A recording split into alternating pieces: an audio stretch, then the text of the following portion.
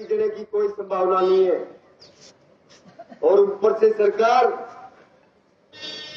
क्या कह रही थी, वाहवाही लूटने के लिए कि दिवाली से पहले हम फसलों का मुआवजा दे देंगे, मकानों का मुआवजा दे देंगे। ऐसी सरकार को शर्म आनी चाहिए।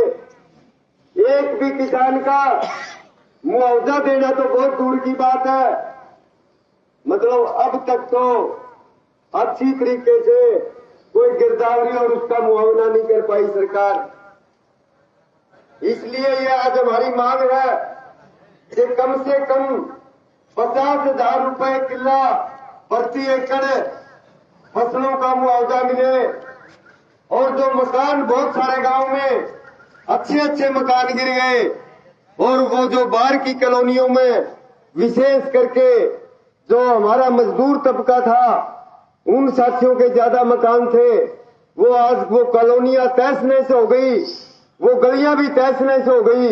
मैं अभी परसों ही अपने बदाऊड़ गांव में गया तो वहां देखा धर्मशाला के अंदर अभी कई परिवार परस के अंदर रुके हुए हैं।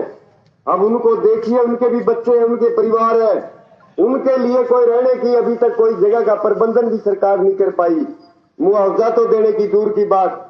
इसलिए हम ये मांग करते हैं कि जो बाढ़ग्रस्त एरिया में जो मकान गिरे हैं, फौरी तौर पर उनका पुनर्निर्माण कराया जाए। कम से कम न्यूनतम 5-5 लाख रुपए उनको मुआवजा दिया जाए।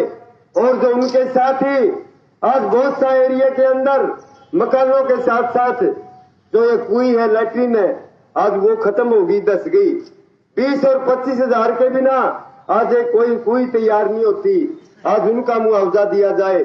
आज खेतों के अंदर हजारों एकड़ फसल जो बर्बाद हुई, उसके साथ साथ जो फसलों के साथ साथ ट्यूबवेल जो थे, आज एक छोटा किसान है, 1 एकड़ का किसान है, कोई 2 एकड़ का किसान है, आज उन्होंने भी कोई ट्यूबवेल छोटे मोटे लगा रखे हैं।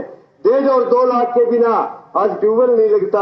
आज वो ट्यूबवेल की बर्बादी हो गई। इसलिए ये मांग करते हैं कि उनका मुआवजा फौरी तौर पर दिया जाए। और दूसरी जो अगली बात है कि अगली जो बिजाई है, अगली बिजाई के लिए खाद बीज दवाई का प्रबंध किया जाए। पर दुर्भाग्य है, हर साल ये सरकार विफल रहती है समय पर खाद देने में। खादों की लाइन लंबी लगती है, किसी गांव में एक आधी गाड़ी आ जाती है, आज मंगवा दिया कुछ गांव में। अभी मैं फोन कर रहा था, ये साथी जितेंद्र बुरा बैठे हैं बदाऊड़ से, अब पूछा भाई ये लेट क्यों हो गया, आप आए नहीं? बोला अपना धरने का दबाव में आज खाद का ट्रक आ गया, बोला खाद की लाइन में लग रहे हैं। चलो अच्छी बात, धरने के दबाव में एक ट्रक तो आया, फिर वो आज क्यों आया? मतलब अब से पहले आज 15 दिन पहले सरसों की बिजाई होगी। जब सरसों की बिजाई होगी तो उस टाइम डीएपी की जरूरत थी, तो डीएपी किसी के पास उपलब्ध नहीं था। लोग ब्लैक में लेके आए, 1800 रुपए के अंदर 1300 रुपए का कट्टा, 2000 रुपए के अंदर वो ब्लैक में लेके आए।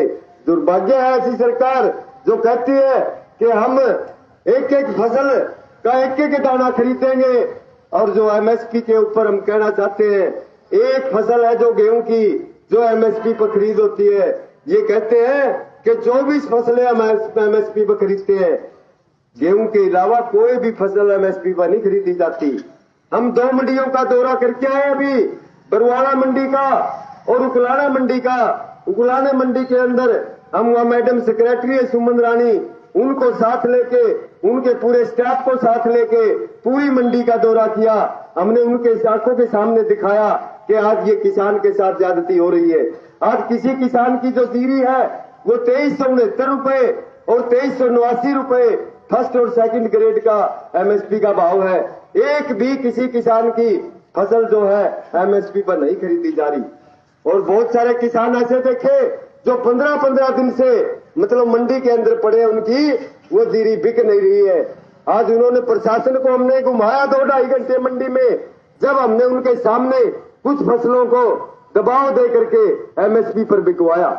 ऐसे ही यहाँ बरवाड़ा के अंदर यहाँ के सेक्रेटरी को साथ में लेके, यहाँ के प्रशासन को, डीलर को साथ में लेकर के उनको भी मंडी के अंदर 2-2.5 घंटे हमने वहां घुमाया और वहां पर कुछ फसलों को एमएसपी पर बिकवाया।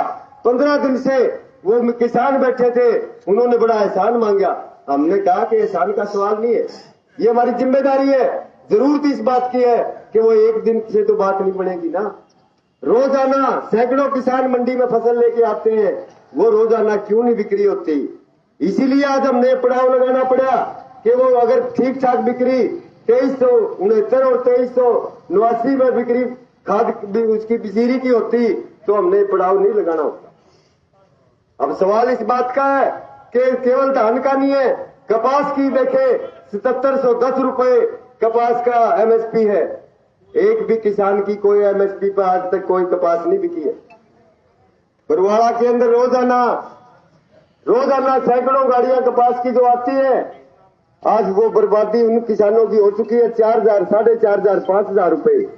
पहली बात तो एरिया के अंदर फसल बची नहीं, धान भी खराब हो गया, कपास बाजरा खराब हो गया। अगर कुछ एरिया के अंदर कुछ बची है फसल तो उसको एमएसपी पर खरीद नहीं रहे। एमएसपी तो छोड़िए, वैसे भी नहीं खरीद रहे।